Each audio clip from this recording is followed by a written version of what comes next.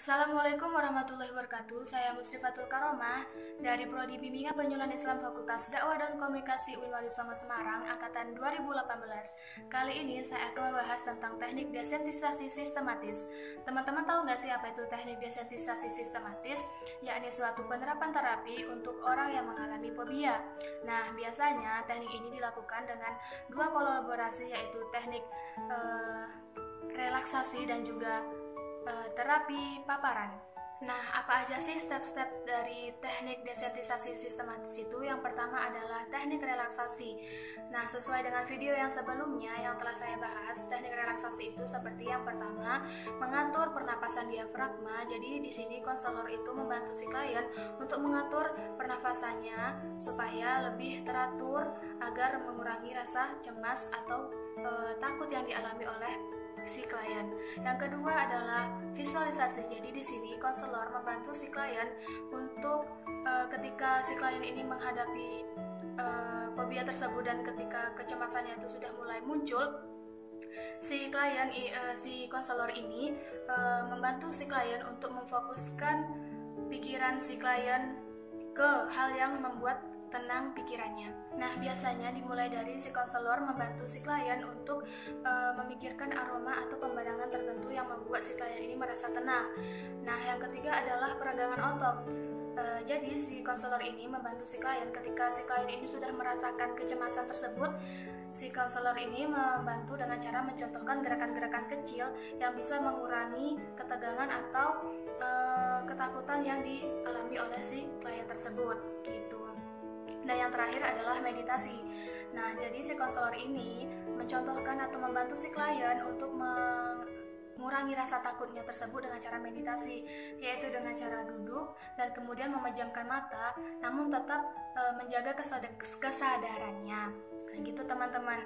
Terus yang kedua adalah dengan cara konselor membantu si klien untuk menuliskan hal-hal yang membuat dia itu merasa fobia dari mulai level terendah sampai dengan level tertinggi. Misalnya dari nomor 1 itu level yang paling rendah sampai nomor 10 level yang paling tinggi gitu. Jadi di sini konselor itu membantu si klien agar terpapar oleh rasa takut tersebut sehingga dia bisa mengurangi kecemasan-kecemasan tersebut dengan cara melakukannya sesuai dengan level-level ketakutan yang dialami oleh si klien.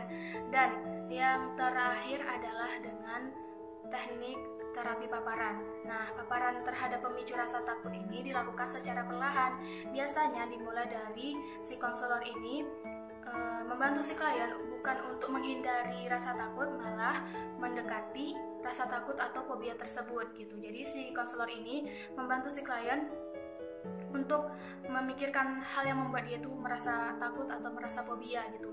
Nah, ketika si klien ini sudah memikirkan hal yang membuat dia tuh merasa takut atau merasa dia tuh fobia gitu kan. Nah, si konselor ini langsung mengalihkan si klien ini atau membantu si klien untuk melakukan teknik relaksasi supaya dia merasa tenang dan juga merasa reda terhadap hal-hal yang membuat dia merasa takut. Nah, gitu dilakukan secara berulang sampai akhirnya rasa cemas itu reda bahkan hilang. Nah, gitu teman-teman, dan untuk lebih jelasnya simak di video berikut ini. Nah, jadi klien saya kali ini adalah seorang siswi kelas 2 SMA bernama Esva Nur Asih, dan dia mengalami fobia kegelapan itu sejak masuk ke pondok gitu. Jadi dia mulai muncul fobia gelapnya tuh ketika dia ada di pondok, karena ketika dia bercerita kepada saya, di pondok itu dia tinggalnya bersama-sama gitu. Jadi di sana tuh ketika tidur lampunya tuh harus dimatikan. Jadi di sanalah dia nggak bisa tidur sama sekali gitu kan. Dia membawa senter dari rumah gitu kan, senter yang kecil. Jadi ketika dia tidur tuh dia menghidupkan senternya supaya dia bisa tidur gitu. Jadi di rumah pun kalau dia tidur tuh dia tidak mematikan lampunya gitu. Jadi sekarang kan dia udah kelas 2 SMA gitu. Jadi selama 2 tahun dia bertahan sangat baik di pondok itu dengan cara alternatif menggunakan senter agar dia bisa tidur dengan nyaman. Jadi Kak Asih, di sini saya akan membantu Kak Asih untuk menangani kecemasan atau ketakutan yang Kak Asih alami selama ini, yaitu berupa fobia kegelapan. Jadi step yang pertama itu yaitu adalah teknik relaksasi. Kita mengatur pernafasan diafragma. Contohnya gini. Gitu. Coba dicontohkan. Nah, yang kedua adalah visualisasi. Nah, ketika Kak Asih berada di tempat yang gelap dan ketakutan atau kecemasan itu mulai muncul, Kak Asih bisa mulai memfokuskan diri ke sesuatu yang menyenangkan bagi Kak Asih gitu, di dalam pikirannya Kak Asih gitu. Jadi misalnya Kak Asih berada di ruangan yang gelap nih gitu kan. Ketika kecemasan itu udah mulai datang, Kak Asih memejamkan mata sambil membayangkan hal-hal yang menyenangkan gitu. Misalnya membayangkan aroma yang Kak Asih sukai gitu, sehingga membuat pikiran Kak Asih itu menjadi tenang, dan atau enggak membayangkan pemandangan yang indah seperti laut, pantai, muara, danau, atau segala macamnya yang pemandangan-pemandangan yang indah gitu. Nah, dan yang ketiga itu adalah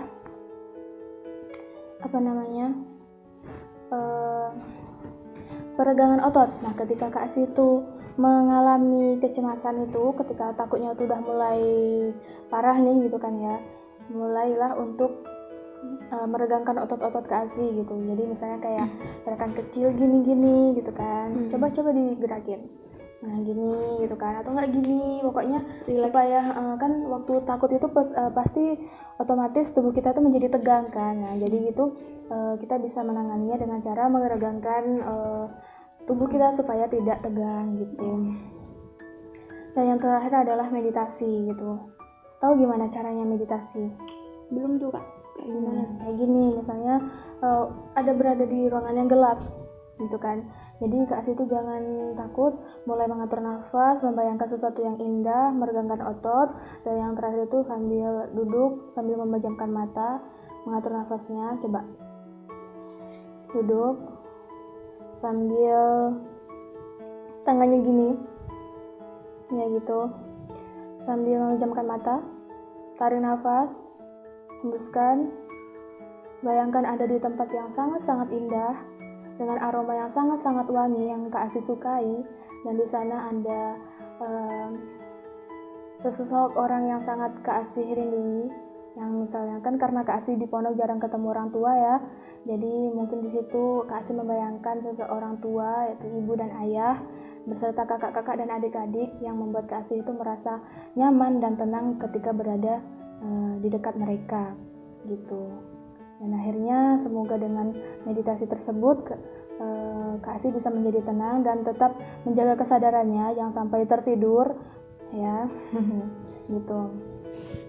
Nah, yang kedua adalah dengan cara menuliskan hal-hal yang membuat Kak Asih itu takut. Misalnya kalau Kak Asih itu berada di tempat yang gelap itu, apa sih yang Kak Asih takutin gitu? Di situ tuh saya ngebayangin sesuatu yang seram gitu. Pokoknya ada, setiap gelap tuh pasti saya ngebayangin tuh sesuatu yang sangat-sangat seram, yang membuat sesak nafas saya gitu. Jadi di situ tuh saya nggak, emang benar-benar takut, nggak bisa ngelakuin apa-apa gitu. Gitu. Jadi di situ badan Kak Asih merasa panas dingin, nggak keringat dingin? Iya, itu salah satu emang keringat saya badan saya terasa panas dingin. Pokoknya di situ saya benar-benar takut. Saya emang nggak bisa ngapa-ngapain lagi, semua keringat saya keluar, badan saya ngerasa panas dingin semuanya, dada saya sesak, pokoknya semuanya campur aduk. Jadi level terendah yang Kak Asih takutin itu, yang pertama, yang level terendah nanti bisa dicatat di rumah. Ini juga bisa, terapi-terapi ini tuh bisa dilakukan di rumah ketika misalnya sudah tidak lagi terapi bersama saya, ini bisa dilakukan secara mandiri di rumah. Nah, kasih tulis tuh dari mulai level terendah, misalnya level 1 yang membuat saya takut di tempat yang gelap itu misalnya membayangkan sesuatu yang sangat seram. Misalnya itu level terendah, dan yang level paling tingginya tuh Kak Asih benar-benar udah nggak bisa nafas, sesak nafas gitu kan, dan keringat dingin gitu. Jadi dengan begitu saya akan membantu Kak Asih untuk mengurangi rasa-rasa cemas tersebut dengan cara ya menghadapi hal tersebut gitu, supaya bisa mengatasi ketakutan tersebut gitu. Dan yang ketiga adalah dengan cara terapi paparan. Nah, paparan ini dilakukan dengan cara kan Kak Asih takut sama kegelapan. Jadi saya tidak akan membawa Kak Asih untuk menghindari kegelapan, tapi saya akan membawa Kak Asih ke tempat yang gelap tersebut. Siap Kak Asih? Siap. Insyaallah. Saya akan matikan lampunya. Nggak apa-apa? Oke, siap. Terima kasih ya. Dengan hitungan 3 lampu akan saya matikan. 1, 2, 3.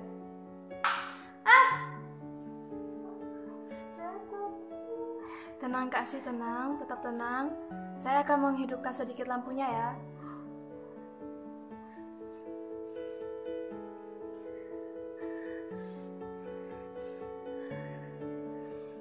Coba Kak Asih lakukan seperti instruksi saya tadi. Tarik nafas, hembuskan.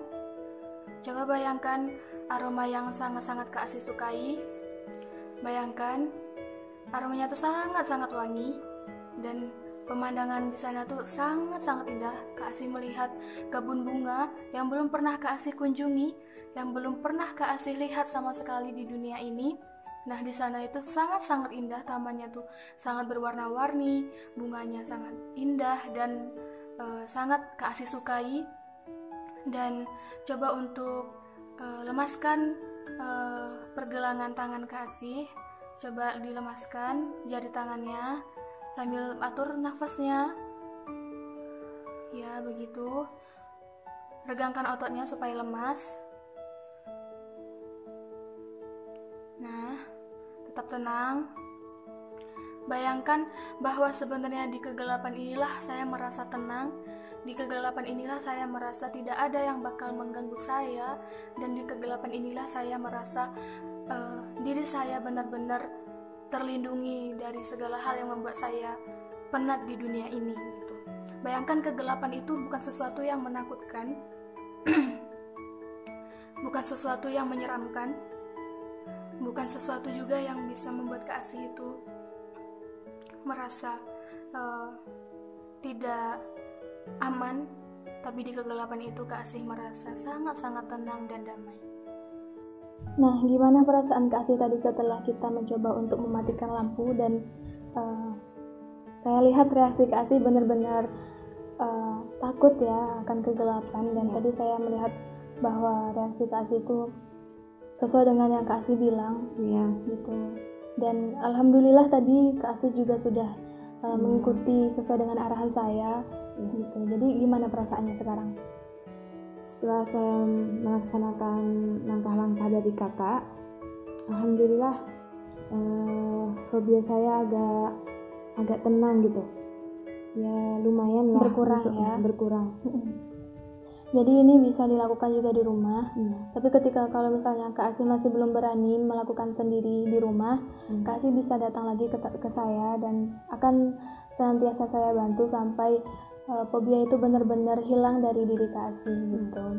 Dan ingatlah pesan saya satu ini, bahwa segelap apapun tempat itu, percayalah kamu gak sendirian gitu, karena Allah selalu berada bersamamu gitu. Jadi di sini selain kita juga mengandalkan teknik-teknik yang saya sebutkan tadi, kita juga harus senantiasa mendekatkan diri kepada Allah Subhanahu wa Ta'ala yang memiliki semesta alam ini, bahwa Dialah satu-satunya Tuhan kita yang melindungi kita dari segala macam mara bahaya. Nah gitu. Terima kasih Kak Asih, semoga fobianya segera hilang dari Kak Asih. Assalamualaikum warahmatullahi wabarakatuh. Waalaikumsalam.